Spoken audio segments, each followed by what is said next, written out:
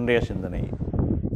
பொதுவாக நாங்கள் வாழ்வியல் தர்மங்கள் என்று சொல்கின்ற பொழுது இந்த இறை வழிபாடு என்பது எங்களுக்கு மிக உன்னதமானது.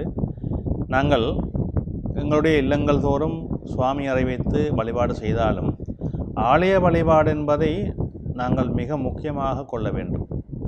வாரத்திலே ஒரு வெள்ளிக்கிழமை அல்லது செவ்வாய்க்கிழமை புனிதமான வாரங்களிலே ஆலயம் சென்று வழிபடுவதை நாங்கள் முக்கிய ஒரு நிகழ்வாக வைத்து கொள்ள வேண்டும். அதிலே இருந்து நாங்கள் தவறக்கூடாது. பக்கத்திலே உள்ள ஆலயம் என்றால் தினமும் போய் சென்று வழிபட்டு கொண்டே இருக்கலாம்.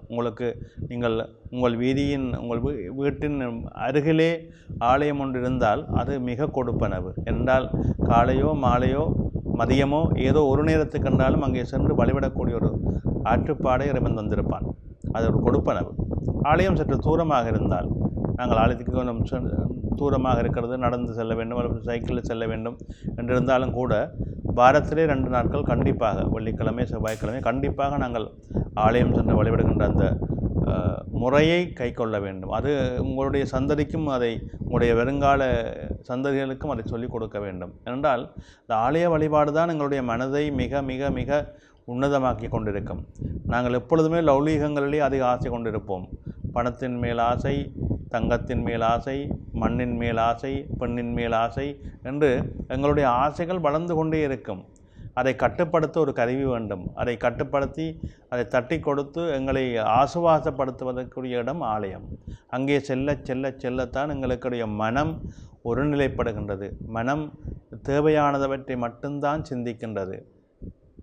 எங்களுடைய வாழ்வை உயர்த்தவும் எங்களுடைய வாழ்வியல் தர்மங்கள் சரியாக நடைமுறைப்படுத்தவும் ஆலய வழிபாடு உன்னதமான பொக்கிஷமாக அமைகின்றது. அதை முதலில் நாங்கள் தெரிந்து கொள்ள வேண்டும், அறிந்து கொள்ள வேண்டும். அதற்குரிய செயல்பாட்டோடு நாங்கள் செயல்பட வேண்டும். அதுதான் எங்களுக்கு மிக வெற்றியை, வாழ்வியலை உயர்வை தரும். எனவே இந்த நடைமுறைகளை நாங்கள் எங்களுக்குள்ளே வகுத்து கொள்ளுங்கள். ஆலய வழிபாடு என்பது மிக உன்னதமானது, மிக அற்புதமானது, எங்களை ஒருநிலைப்படுத்துகின்ற ஒரு உன்னதமான சக்தி வாய்ந்தது. அதற்குரிய செயல்பாடுகளை, தர்ம நெறிகளை நாங்கள் உள்வாங்குவதற்கு ஆலயம் ஒரு அமைவிடமாக, ஒரு உன்னதமான ஒரு ஆன்மீக லய கூடமாக அமைகின்றது. அதை நாங்கள் சரியாக பயன்படுத்தி கொள்ள வேண்டும். ஒவ்வொருவரும் அதை நாங்கள் சரியாக பயன்படுத்தி கொள்ளுங்கள். அங்கே சென்று வழிபடுகின்ற பொழுது அங்கேதான் நமக்கு மிக உன்னதமான ஆகர்ஷண சக்திகள் கிடைக்கின்றன.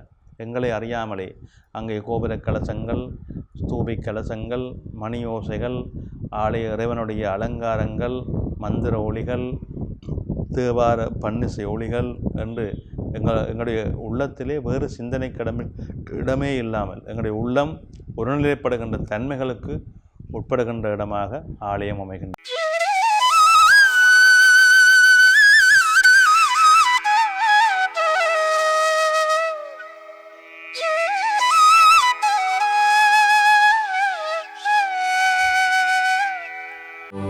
யாடியா T5L மகிழ்ச்சி நிறைந்த நீண்ட பயணத்திற்கு